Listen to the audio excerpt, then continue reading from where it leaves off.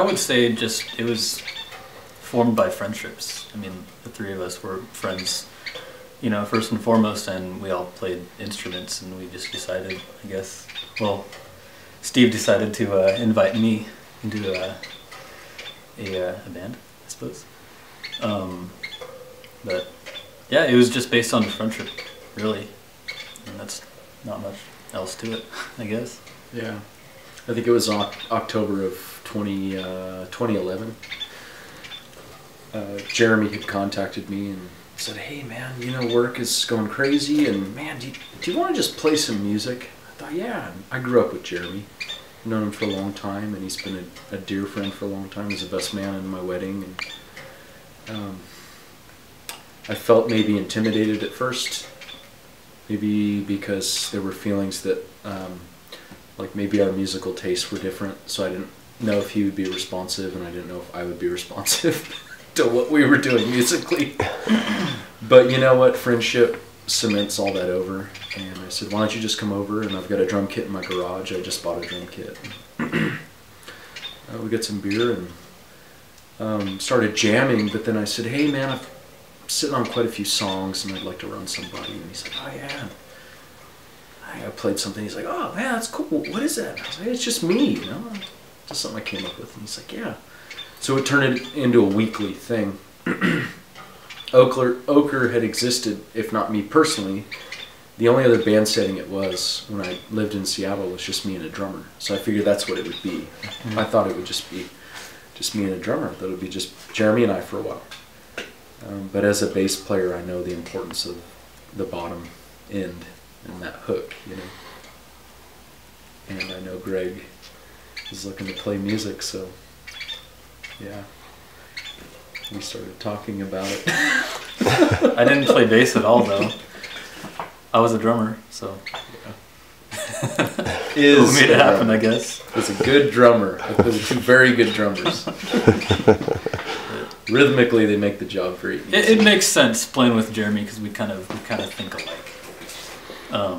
But past that, I'm still learning how to play bass and kind of getting my bearings. So.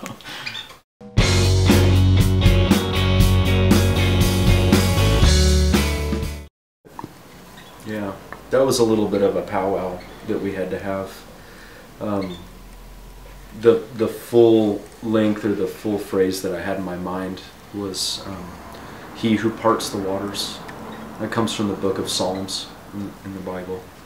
And Jehovah God is described as I forget which psalm it is. I think it's the early 40s, 41, 42. But it's very natural, and it gives a lot of descriptions, you know, stags and trees and all this stuff. And it got to this verse, and he's just summed up in one phrase, and it describes God as being he who parts the waters. And I thought that was really beautiful. I think I'd heard it at church, actually. And yeah, I think I'd heard it on Sunday, and it didn't leave my head. I think we finally got together on practice on like Wednesday or Thursday, and I told the guys, I said, here's my concept for the art, and then I want to call it He Who Parts the Waters. And we talked and talked and talked, and I think we just pared it down to the real strong words, the ones that had the most kick, you know. So part the waters is a reference to God and a description of Him.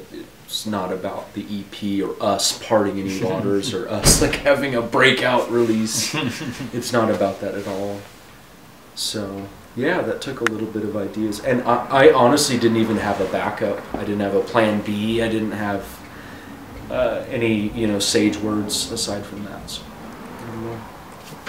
how did we decide even? What? I think it just sounded too lengthy at one point. Yeah. It just sounded like kind of a mouthful, you know? Yeah. So, yeah, just like you said, we kind of condensed it to 3 words, something you can easily remember. Yeah. Yeah.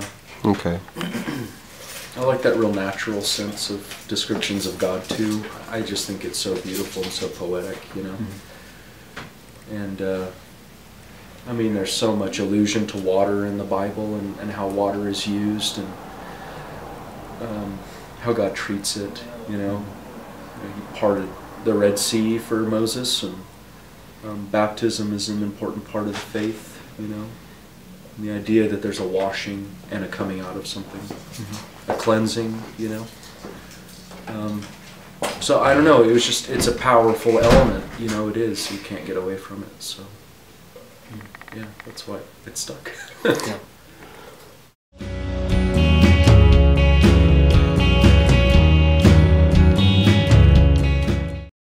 Well, the EP, I guess, it felt more appropriate as we were a new band. We kind of wanted to present, you know, a few songs that might give you an idea what we sound like. And, you know, we just had, part of it was we just had a little bit of time. You know, we had a deadline by which we wanted to get this album out. And yeah, we kind of just like the idea of EPs as it is. I like, you know, going to some show and buying an EP from one of my favorite bands just because it's kind of, I don't know, it just feels special. Something about it feels special to me, rather than an entire full length. The 4 songs mean so much more, I feel like. So yeah, we kind of just decided on the 4-song thing. It just seemed appropriate, bottom line.